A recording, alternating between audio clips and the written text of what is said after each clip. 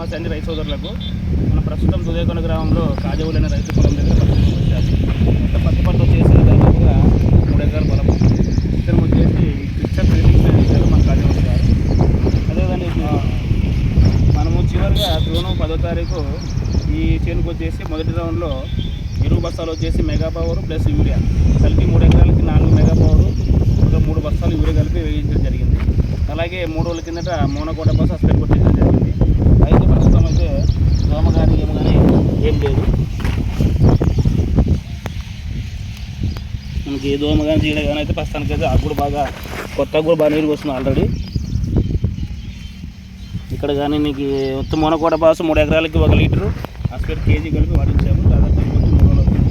ప్రస్తుతం అయితే దోమ అయితే ఎక్కడ కానీ కనపడడం లేదు.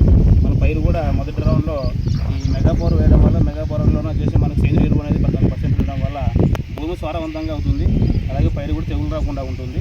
రైతు మాటల్లో కూడా ఇలాంటి ఒకసారి సమస్య అండి. మనం వేసి దాదాపు వారం రోజులు అయింది. పైరు అయితే మీకు ఏ విధంగా అనిపిస్తుంది? బాగుంది. మనం ఓన్ హాస్పిటల్ కూడా కొట్టి కూడా 3 రోజులు అయింది. 3 రోజులు దోమ కూడా ఏం లేదు. రైతు వచ్చేసి ఇంతకుముందు చేశారా మెగా పవర్?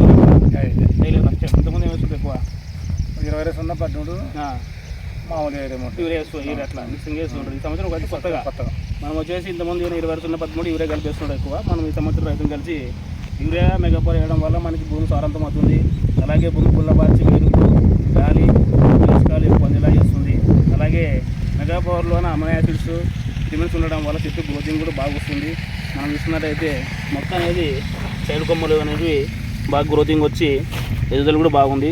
అంటే మనం ఈరోజు మందు వేసి జస్ట్ ఈరోజు 6వ రోజు జూన్ 10వ తారీఖు చేసాము. ఈరోజు 16వ తారీఖు. 6 రోజులకి పై అయితే ఈ విధంగా చాలా బాగా వచ్చింది. చూడండి వాళ్ళు ఉంటాయి కదా. మన స్ప్రే కూడా 3 రోజుల కిందట 3 ఎకరాలకు 1 లీటర్ మోనో ఆ స్ప్రే వాడించడం జరిగింది. పైరు అయితే చాలా బాగుంది. మొత్తం అయితే 3 ఎకరాల పంట ఇది. మొత్తం 369 పిస్టల్ కంపెనీ వారి రైతు వేశాడు.